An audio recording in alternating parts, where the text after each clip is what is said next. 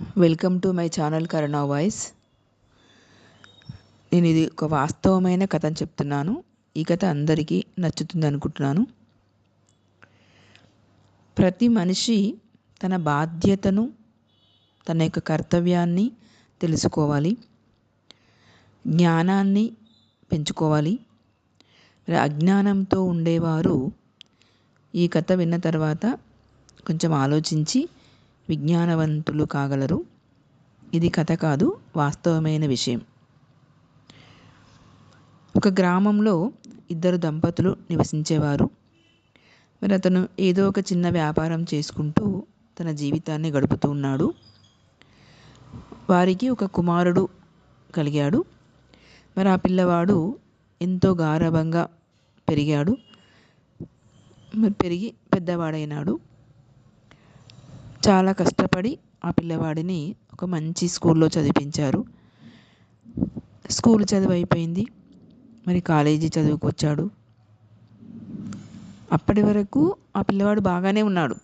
అంటే బాగా చదువుకున్నాడు, మంచి మార్కులు తెచ్చుకున్నాడు, తల్లిదండ్రులు చెప్పినట్టు విన్నాడు, మంచి పిల్లవాడుగా పేరు తెచ్చుకున్నాడు. కానీ ఎప్పుడైతే కాలేజీకి వెళ్ళాడో అప్పుడు దోస్తులతో తిరగడము ఎక్కువైపోయింది. మరి చదువు మొత్తం కూడా తగ్గిపోయింది. అన్ని సబ్జెక్టుల్లో కూడా ఫెయిల్ అవుతూ వస్తున్నాడు. మరి కాలేజీ నుండి కూడా ఎన్నో కంప్లైంట్స్ వస్తున్నాయి. మరి ఈ విధంగా ఆ పిల్లవాడి యొక్క మొత్తం జీవితం అంతా కూడా, ఆ యొక్క ప్రవర్తన అంతా కూడా మారిపోయింది. ఏదైతే ఎంత మంచి పేరున్నటువంటి ఒక పిల్లవాడు మరి కాలేజీలో అడుగుపెట్టగానే అన్ని అలవాట్లు నేర్చుకున్నాడు. అంటే లేని అలవాటు అంటూ లేదు ఆ పిల్లవాడికి. ఈ విధంగా దోస్తులతో తిరగడము, సిగరెట్ తాగడము, మద్యం సేవించడము, మరి పేకాట, ఈ విధంగా చాలా అలవాట్లకు లోనైపోయాడు. మరి ఒక్కొక్కసారి ఇంట్లో నుండి కూడా డబ్బులు దొంగలించేవాడు. అంటే అంతవరకు దిగజారిపోయాడు పిల్లవాడు. అసలు లేని అలవాటు అంటూ లేకుండా అయిపోయింది. అంత మార్పు వచ్చింది ఆ పిల్లవాడిలో. మరి ఇదంతా తెలిసినా కూడా తల్లిదండ్రులు ఏమీ చేయలేకపోయారు. ఎందుకు ఆ పిల్లవాడి యొక్క ప్రవర్తన అలా ఉంది, మరి ఏమైపోతాడో నేను మందలిస్తే అని చెప్పేసి ఆ తల్లిదండ్రులు కూడా చాలా భయపడి, అంటే వాళ్ళు చెప్తే వినే యొక్క స్టేజ్ని దాటిపోయాడు పిల్లవాడు. ఆ విధంగా మారిపోయాడు. దాంతో ఇంకా వాళ్ళు చాలా బాధపడిపోయారు. ఆ యొక్క బాధను తట్టుకోలేక అతని యొక్క తండ్రి అనారోగ్యం పాలయ్యాడు. ఆరోగ్యం చాలా క్షీణించింది. మరి తన కొడుకు ఈ విధంగా మారిపోయాడే, మరి ఏ విధంగా బాగుపడతాడు అని చెప్పి తన యొక్క ఆందోళనతోటి, ఆ యొక్క చాలా బాధతోటి తన ఆరోగ్యం చాలా క్షీణించింది. మరి జబ్బున పడ్డాడు. కోలుకోలేకపోయే స్థితికి వచ్చింది. ఒకరోజు తన కొడుకుని పిలిచాడు. చూడు నాయనా, నేను ఎన్నిసార్లు చెప్పినా కూడా నీవు వినటం లేదు, నీ యొక్క ప్రవర్తనలో మార్పు తెచ్చుకోవటం లేదు కదా. మరి నీ జీవితము ఏంటో ఎలా అవుతుందో నాకు అర్థం కావటం లేదు నాయనా. మరి నా ఆరోగ్యము క్షీణిస్తుంది, నేను ఇంకేం చేయలేని స్థితిలో ఉన్నాను. మరి నువ్వు చివరగా నేను ఒక కోరిక కోరుకుంటున్నాను నిన్ను అని చెప్పేసి అడిగిండంట. ఆ పిల్లవాడిని కూర్చోపెట్టుకొని మరి ఈ విధంగా చెప్తున్నాడు. నేను చివరగా మాట చెప్తున్నాను, చూడు, నేను చనిపోయిన తరువాత నా కర్మకాండలు జరిపించటానికి నీవు సంపాదించిన డబ్బుతోనే చేయి నాయనా అని చెప్పేసి, మరి ఎవరిని కూడా అడగొద్దు, నువ్వేం లేకుండా నువ్వు సంపాదించిన డబ్బుతోటే నేను చనిపోయిన తర్వాత నా కర్మకాండలు చెయ్యి, నా కార్యక్రమాలు చెయ్యి అని చెప్పేసి, చివరి కోరిక నాది ఇది, ఇంకా నేను ఎప్పుడు కూడా నేనేం అడగను అని చెప్పేసి బాగా ఏడ్చాడు. ఇంకా అప్పుడు ఆ యొక్క అబ్బాయికి కూడా వాళ్ళ నాన్న ఏడుపు చూసి చాలా ఏడుపు వచ్చింది. తండ్రిపై పడి బాగా ఏడ్చాడు. మరి వెంటనే వాళ్ళ నాన్న కాళ్ళపై పడి, నాన్న, నేను చాలా పొరపాటు చేసినాను, సరిదిద్దుకోలేని పొరపాటు చేశాను, మరి నన్ను క్షమించు నాన్న, నేను ఈ క్షణము నుండి నేను మారిపోయినాను నాన్న, నీవు చెప్పినట్టే వింటాను అని చెప్పేసి వాళ్ళ నాన్న కాళ్ళపై పడి బాగా ఏడ్చాడు. ఇంకా పిల్లవాడు కూడా బాగా ఏడ్చాడు.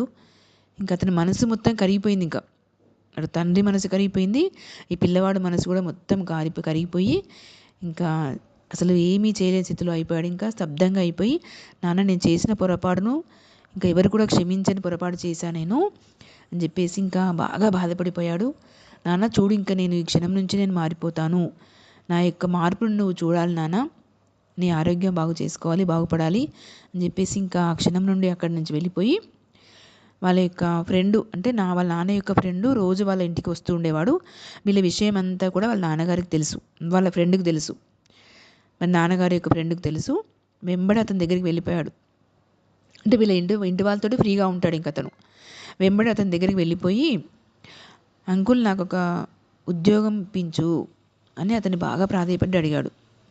అతను వెంబడి ఏమన్నాడంటే, చూడు నాయనా, నువ్వేమీ చదువుకోలేదు, నువ్వు చదువుకున్నా చదువులో కూడా అసలు అన్నిట్లో ఫెయిల్ అవుతూ వచ్చావు, నీకు ఎలాంటి సర్టిఫికెట్ లేదు నీ దగ్గర, మరి చదువుకోకపోతే ఎవరు ఉద్యోగం ఇస్తారు నీకు అని చెప్పేసి అన్నాడు. ఇంకా అప్పుడు అతనికి అర్థమైపోయింది, నేను చదువుకోకపోయాను కదా, నాకు చదువు విలువ ఇప్పుడు అర్థమైపోయింది, నేను చదువుకోకపోవడానికి కారణము అసలు నాకు చాలా నా యొక్క పొరపాటు, మరి చదువుకు విలువ అనేది ఇప్పుడు నాకు తెలిసింది, నేను చదువుకోకపోతే అసలు ఏం ప్రయోజనం లేదు, నాకు ఉద్యోగం కూడా దొరకదు కదా అని చెప్పేసి చాలా బాధపడ్డాడు. ఇట్లా ఇప్పుడు ఏం చేయాలి నేను అని చెప్పేసి బాధపడి మరి అతని యొక్క ఆ ఫ్రెండును, నాన్నగారి యొక్క ఫ్రెండునే, అంకుల్నే ప్రాధేయపడ్డాడు. చూడు అంకుల్, నాకు ఎట్లయినా సరే నాకు ఏదైనా ఉద్యోగం ఇప్పించు, నాకు ఆధారం చూపించు, నేను ఇప్పుడు మారిపోయినాను, నేను బాగా డబ్బు సంపాదించాలి అని చెప్పేసి వాళ్ళ యొక్క అంకుల్ని బాగా ప్రాధేయపడ్డాడట. నేను తప్పు తెలుసుకున్నానని చెప్పేసి ప్రాధేయపడ్డాడు. అతని యొక్క ప్రార్థనకి ఆ యొక్క ఫ్రెండు కొంచెం ఆలోచించాడు. సరే చూద్దాం, ఇంకా అతను మారిపోయినా అంటున్నాడు కదా, ఎందుకు చిన్నప్పటి నుంచి బాగా చూశాడు కదా పిల్లవాడిని, వాళ్ళ యొక్క స్నేహితుని యొక్క అలవాటు చూశాడు, స్నేహితుని యొక్క ఇల్లంతా చూశాడు, మరి స్నేహితుని చూశాడు కాబట్టి అతని కోసమన్నా కనీసం ఆ స్నేహితుని ముఖం చూసన్నా ఇతని పైన జాలి చూపించి సరే అని చెప్పేసి అనుకొని చూడు బాబు, నీకు ఉద్యోగం ఇప్పించలేను, ఎందుకంటే నీ ఉద్యోగానికి చదువు లేదు నీ దగ్గర, కానీ నీ యొక్క దారి చూపించడానికి నేను చిన్న ఆటో కొనిస్తాను, అంటే నా ఆటోనే నీకు ఇప్పిస్తాను, దాంతో నువ్వు మరి డబ్బు సంపాదించు, ఆటో నడిపించుకొని డబ్బు సంపాదించు, నీ ఆటో అనుకోకి ఇది, నీ మారిపోవడానికి మాత్రమే, నీ సంపాదించుకోవడానికి మాత్రమే ఆటో ఇస్తున్నాను, మరి నువ్వు ఎలా మారిపోతావో నేను చూస్తాను అని చెప్పేసి ఆ ఆటో అతనికి ఇచ్చాడు. డ్రైవింగ్ వచ్చు అతనికి, డ్రైవింగ్ ఎవరికైనా ఈరోజు డ్రైవింగ్ వస్తుంది కదా, డ్రైవింగ్ వచ్చా పిల్లవాడికి, కాబట్టి మరి ఆ యొక్క ఆటో నడిపించుకొని నువ్వు సంపాదించుకో, నేను చూస్తానని చెప్పాడు. వెంబడి అతనికి ఒక ఆటో ఇప్పించాడు. ఇంకా ఈ పిల్లవాడు ఆ రోజు నుండి ప్రొద్దున్నే వెళ్ళి మరి తయారైపోయి ఇంకా ఆటో తీసుకొని బయలుదేరాడు. ఇంకా ఆ రోజు నుండి మరి ఆటో నడిపించుకుంటూ సంపాదిద్దాం అనుకుంటాడు. ఇంకా ఏం చేశాడు, ఇంకా మరి తన ఫోన్ తీసి మొత్తం ఫోన్లో సిమ్ తీసేశాడు, సిమ్ తీసేశాడు, మొత్తం కొత్త సిమ్ కొనుక్కొని ఇంకా పెట్టుకొని ఆ రోజు నుండి ఎవరితో కాంటాక్ట్, తన స్నేహితులతోటి కానీ ఎవరితో కూడా ఆ ఫోన్ నెంబర్స్ అన్నీ తీసేశాడు. ఇంకా ఫోన్ మొత్తం సిమ్ తీసేసి ఇంకా ఎవరితో కూడా కలవకుండా, ఎవరితో కాంటాక్ట్ లేకుండా ఇంకా ఆటో నడిపించుకుంటూ అదే జీవనంగా మారిపోయాడు. ఇంకా 15 రోజులు నడిపించాడు ఆటో, ఇంటి నుండి రావడము, ఆటో నడిపించడము, ఇంకా డబ్బులు సంపాదించడం. 15 రోజులలో 5,000 అంటే 5,000 సంపాదించాడు.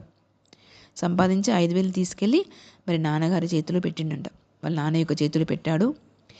వెంబడే వాళ్ళ నాన్నకు కళ్ళు నీళ్ళు వచ్చాయి. ఇంకా నా కొడుకు మారిపోయాడు, ఇంకా నా జీవితం బాగుపడుతుంది, నా కొడుకు జీవితం బాగుపడుతుంది అని చెప్పి అనుకుని ఆ పిల్లవాడు కళ్ళకు అద్దుకొని దగ్గర తీసుకొని, ఇంకా నాన్న ఇంకా నాకేం బాధ లేదు, ఇంకా నీ జీవితంతో నీతోటి ఇంకా నీవు ఎట్లా అని చెప్పేసి నాకేం బాధ లేదు అని చెప్పేసి ఇంకా తన దగ్గర తీసుకున్నాడు.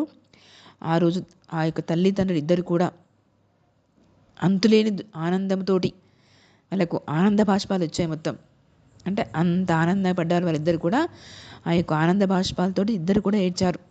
నాన్న, నా కొడుకు ఇంకా ఈ రోజు నుండి బాగుపడ్డాడు, నా కొడుకు జీవితం ఈ రోజు నుంచి బాగుపడుతుంది అని చెప్పేసి, నా జన్మనిచ్చినందుకు మరి నా కొడుకుకు నేను ఇచ్చిన ప్రతిఫలం ఇది, నాకు ఇంకేం బాధ లేదని చెప్పేసి సంతోషపడ్డాడంట. ఇప్పుడు వాళ్ళ నాన్న కూడా అబ్బాయి కూడా మరి మా నాన్నగారి యొక్క ఆరోగ్యం నేను బాగు చేస్తాను, నాకు జన్మ ఇచ్చినందుకు మా నాన్నగారి యొక్క రుణం తీర్చుకుంటాను అని చెప్పేసి ఆ పిల్లవాడు కూడా ఆ రోజు నుండి ఇంకా తనలో మార్పు వచ్చేసింది. మరి తన జీవితం బాగు చేసుకున్నాడు. ఆటో నడిపించుకుంటూ ఒక మంచి వ్యక్తిగా మారిపోయాడు. అంటే తన యొక్క మార్పే తన జీవితం సత్యం. అంటే ఒక మంచి మనిషిగా మారిపోవడమే తన జీవితంలో చేసినటువంటి ఒక మంచి పని. తప్పు తెలుసుకొని ఒక మంచి వ్యక్తిగా మారిపోయాడు. ఇదే మనం నేర్చుకునే జీవిత సత్యం. అంటే మనం తప్పు చేసినా కూడా మనం ఆ పొరపాటును సరిదిద్దుకోవాలి. అదే మన జీవిత లక్ష్యము అని మనకు ఈ వాస్తవమైన కథ ద్వారా మనకు తెలిసింది. కాబట్టి ప్రతి వ్యక్తి కూడా తన కర్తవ్యాన్ని, తన బాధ్యతను తెలుసుకుని తన జీవితాన్ని పొరపాట్లు చేస్తే తన జీవితాన్ని సరిదిద్దుకోవాలి అని ఈ కథ ద్వారా మనము తెలుసుకున్నాము. ఈ వాస్తవమైన కథ మీకు నచ్చినట్లయితే లైక్ చేయండి, షేర్ చేయండి, నా యొక్క ఛానల్ను సబ్స్క్రైబ్ చేయండి.